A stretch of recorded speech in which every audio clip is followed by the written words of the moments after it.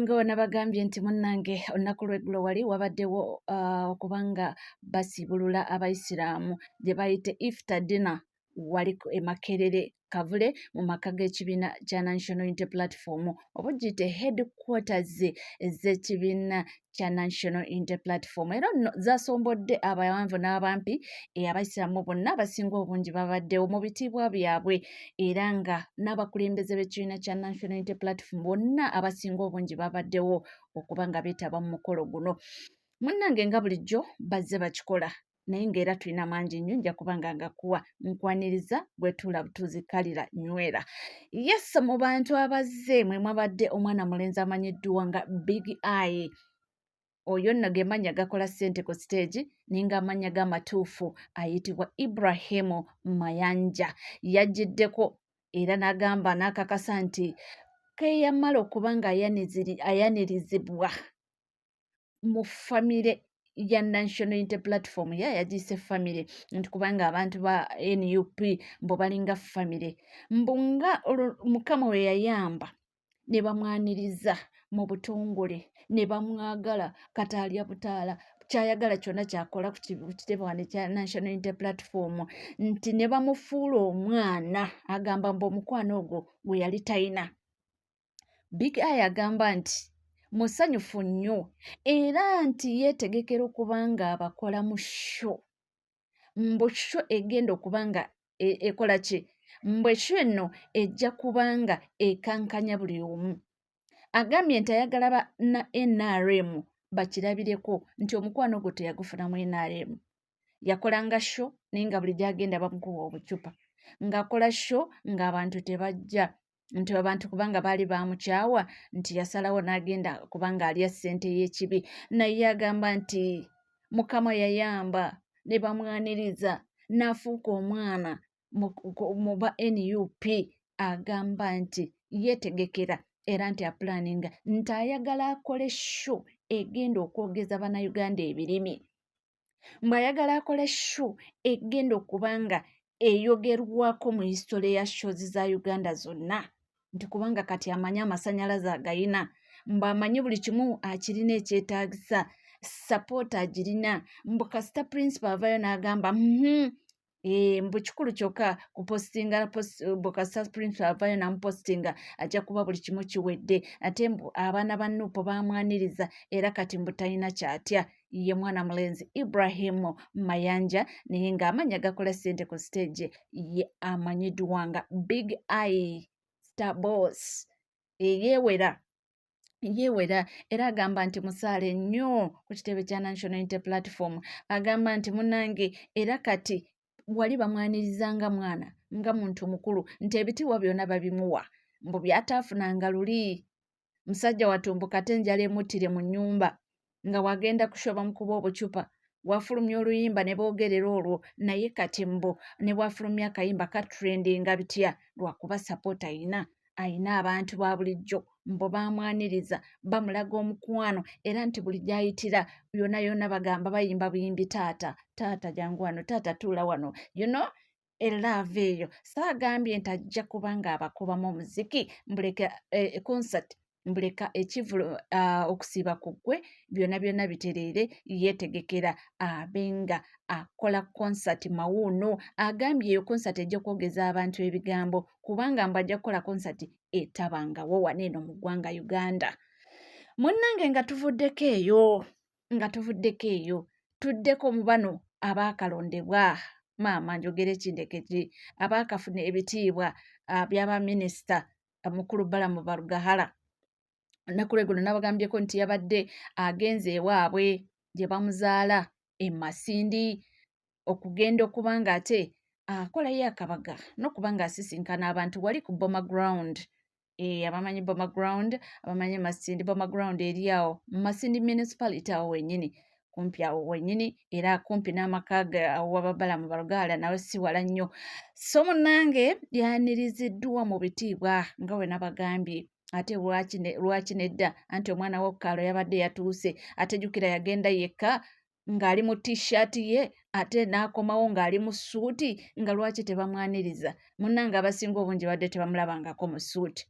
Ebintu byabadde bingi nnyo nga abantu balina okuba nga ate batuukayo balabeko Balamu ng'asibye essuuti bulungi ayambadde ne taayi omuntu wadde bamumanyidde mu t-shirt. So munnange minisita ng'atuuka ng'abantu bamwaniriza nga bulijjo nga bwe nabadde nkugambye nti babadde bakisuubira batandikidde eri ku kafu okuba nga bakola ki nga bamwaniriza nga bagwa wansi anti balina okuba nga basimba bakola ki nga bafukamira wansi nga basimba amavi wansi bayanirize minisita olwo nno abakyala emizira na buli kimu kyabadde wali nga we mbadde nduleeta era nga nkunyumiza naye nga eyo nno si y'ensonga enkulu lwaki ate nkomezzaawo Balamu. Ensonga enkulu eri nti waliwo kye babala ate.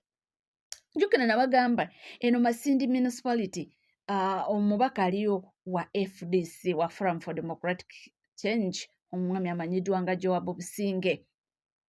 Eyaliko yali wa NRM era nga minisita naye owa FDC n'amulyawo. Abantu bano nga balina ensonga zaabwe lwaki bajjayo eyali wa NRM ate nga abadde minisita in fact in charge of Bunyoro affairs. Nduleeta nno gwe tega amatuwulira gye ndaga. Kakati ebyo byonna bamuggyeeyo bajja bafuna Balamu Ssaabavulu waabwe mwana w'oku kaalo amanyikiddwa azze ng'akola buli kimu akibakolera awo abaleetedde simanyi PLU Patriotic League of Uganda ate nno omukulembeze wa Patriotic chairman wa Patriotic League waabeerayo yamubeera mu katu. Kati Abanyoro batandise ne bawandiika ebipande ne badesigninga tukwenda Balamu ballot 2026. Mu Luganda kitegeeza twagala Balamu abeere ku ballot paper mu mwaka gwa 2026. Ekyo kitegeeza ki? Nti baagala yabeere member of parliament. Naye mujjukire ebintu bino baba babicalculatinga. Si kugamba nti omuntu ajja kubuuka eri from nowhere n'agamba nti Balamu beera member of parliament. Lwaki babadde tebakimusabanga nga bulijjo abadde agendayo, bulijjo abadde ategekayo ebivulu, bulijjo abadde akola organizingayo bano bamuwozi bajja President Museveni agenda kubeera. Lwaki tebakimusabanga? Awo olabira nti abantu bano bali so strategic nti balabye omukisa gwajjidde ne bamuwa kya minisita kati abo bamugamba nti wookutte nyweza ekamu 2026 era ogende mu maaso weesimbire ddala. Ndowooza obiraba. So abantu b'e Masindi bo bagamba nti baagala 2026 Balamu abeere ku ballot paper of which kyemmanyi nti kijja tuukirira kubanga naye abadde ndowooza akinamu ekirooto ekigolooza ku ssente z'alina n'ebintu byakoze ekyavaako n'abanga addayo okusoma kyeki ekyavaako n'abanga addayo asomye kyeki Dr. Balamu. So munnange ge gali eyo Bunyoro. Oluvannyuma lw'omwaniriza bamwaniriza na bipande bwe bityo nti munnange tuwagala naye ekyo kitasobola okukakasa nti sisuubira nti abantu bano bakyerowoozezzaako just kitegeeza nti babadde bakola ki naye ye ng'omuntu oba kampu ye ng'eya Balamu kintu kino erudde ng'ekyorganizinga era nga bakisuubira nti one time ayinza okuba nga bamukopera nako ogenda okuddayo asome ng'amanyi nti waliwo postage gye bagenda okuba nga bamuwa. Kitegeera. So bano okuvayo ne bagamba nti tumwagala ku ballot paper. Kino ekintu baba bakicalculatinga dda era baba bakibala dda nti kino kize as a by the way bagambe nti abantu be bansaba. Ndowooza okitegeera.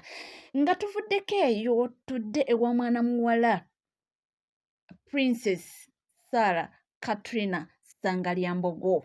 Ono ye princess waffe owa wano Buganda.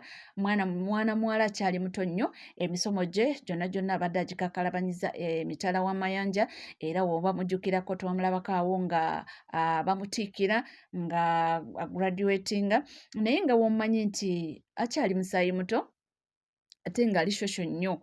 Nabagambye nti gyevuddeko aneeno yabadde ku kivulu ekya Davido era ekivulu ekyo yabadde atudde mu ordinary ng'abantu abalala kati ekyo kyekiri kwogeza abantu ebigambo era bagambye nti Katrina abamu nga bwe bamuyita mu Katrina ye Katrina.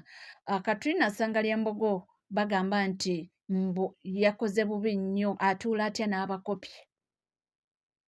era abamu batuuse n'okuba nga bakoowoola Katikkiro Charles Peter Mayiga Katikkiro wa Buganda mbayise ekiwandiiko nti ab'ebivvulu byonna bwe banaabanga bategesa ebivvulu balina okuba nga bateekawo ekifo kya Ssangalyambogo mu VIP bw'aba yasazeewo nti agenda okwatendinga mbutasaanidde kuba nga atuula n'abakopi mbwe engeri gye bamulabamu wali ng'atudde n'abakopi ate ye princess atuula atya n'abakopi so nti balina basaba Katikkiro abadde tanavaayo bayira okuba ng'ayogera ku kintu ekyo naye bagamba nti Katikkiro aveeyo akyogereko era ayise ekiwandiiko oba kinaakola oba nedda naye ye Katrina ayogera Katrina tumulabye ebbanga ddene ye muwala ali shosho ayagala nnyo abantu era n'alina emikwano ng'abantu ate kyemanyi nti ne we yandyagadde ndowooza genda mu VIP ezo ssente oba yandibadde akola ki azisobola ayinza okuba nga yagadde kubanga agenda mu mikwano gye